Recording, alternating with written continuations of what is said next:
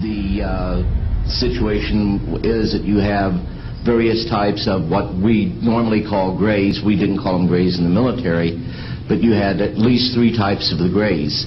You had some that were much taller than we were. The unique thing that I'd like to point out for the most part is that the entities that we did catalog were in fact humanoid. Now this created a situation where the scientific community was trying to figure out why that would be the case, because you would expect that if life evolved on other planets that they would take on some type of other being, so to speak, not necessarily look humanoid or be bipedal such as we are. But apparently we got quite a few of the species out there that are humanoid in appearance, and that creates a question that yet has to be answered by science.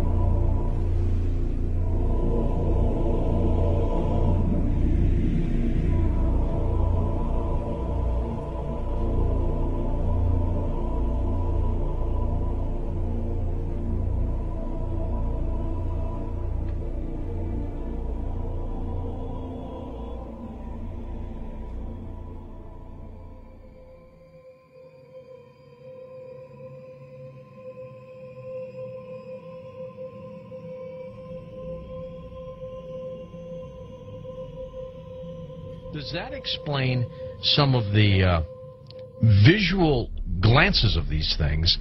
They seem to just simply disappear. They're gone. Exactly. I mean, they're appearing out of nowhere and then disappearing right in front of people. And that's why scientists who have no axes to grind, they just say that it doesn't make that much sense. And also, if they're just trying to observe us, to take account of what we're doing on Earth, I mean, after a while, after so many months or years or centuries, it kind of gets old. They either would take us over, or they've already discovered all the information they need to know about Earthlings, and so they're just going to take us over or make first contact and just sort of do what they need to do next. To endlessly observe us, it doesn't make any sense. It's something where, and also see if we have all these sightings, as you know much better than I do. Where are they landing?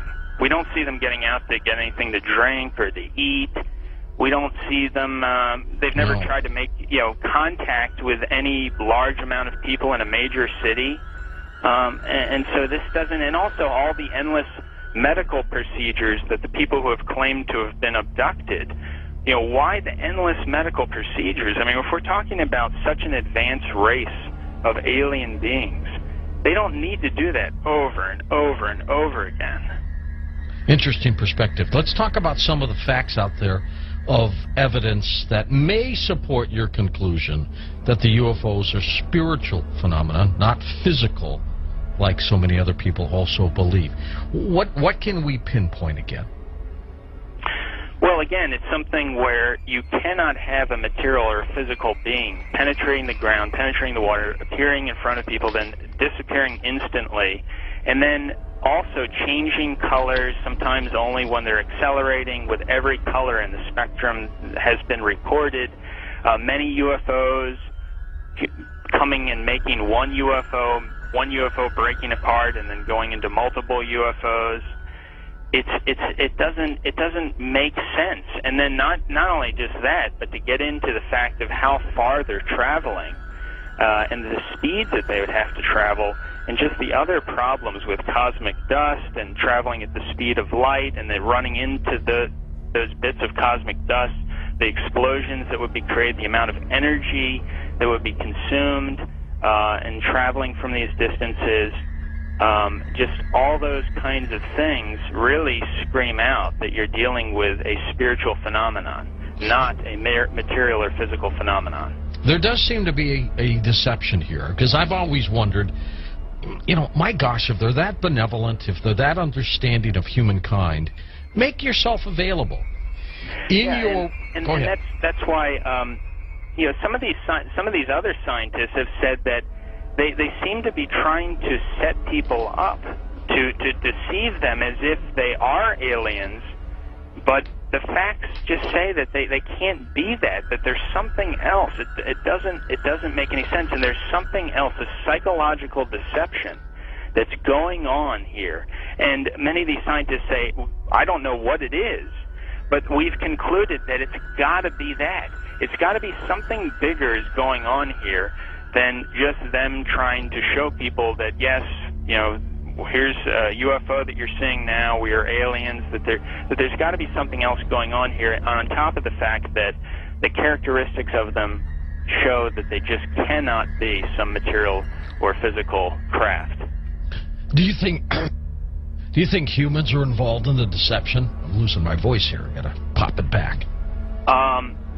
As far as I think there have been deliberate hoaxes that have been perpetrated, and you know, it's an interesting statement. I mean, there are many that could be quoted, but Gordon Creighton, who I know you know of him, probably, who died in 2003, he made this statement in the British journal Flying Saucer Review.